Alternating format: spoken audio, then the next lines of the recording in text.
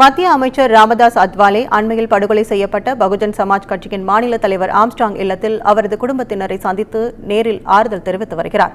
இதுகுறித்த கூடுதல் தகவல்களை செய்தியாளர் கீதன் வழங்க கேட்கலாம். கீதன், இது குறித்த கூடுதல் விவரங்கள். அண்மையில் படுகொலை செய்யப்பட்ட பகுஜன் சமாஜ் கட்சியின் மாநில தலைவர் ஆம்ஸ்ட்ராங்கனுடைய இல்லம் அயனாவரத்தில் உள்ளது.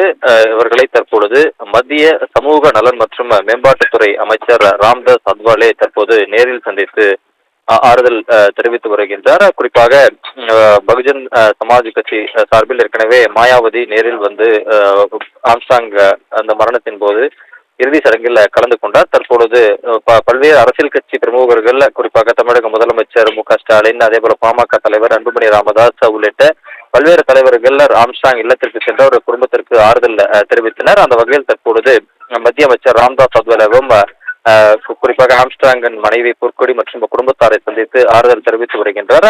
குறிப்பாக மறைந்த ஆம்ஸ்ட்ராங் என்பவர் தலித் தலைவராக தமிழகத்தில் அறியப்பட்டவர். எனவே ராம்தாஸ் அத்வாலேவும் வட மாநிலங்களில் ஒரு அறியப்பட்ட ஒரு தலித் முகமாக பார்க்கக்கூடியவர்.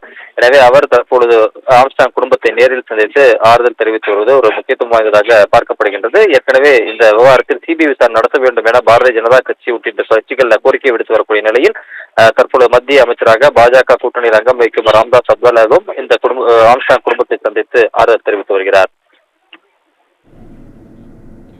உங்கள் விவரங்களுக்கு நன்றி கேதன். दलितों के लिए बहुत बड़ा संघर्ष रहा है। अपने समाज को न्याय देने के लिए उन्होंने पूरी जिंदगी अपनी खर्च करने का प्रयत्न किया है।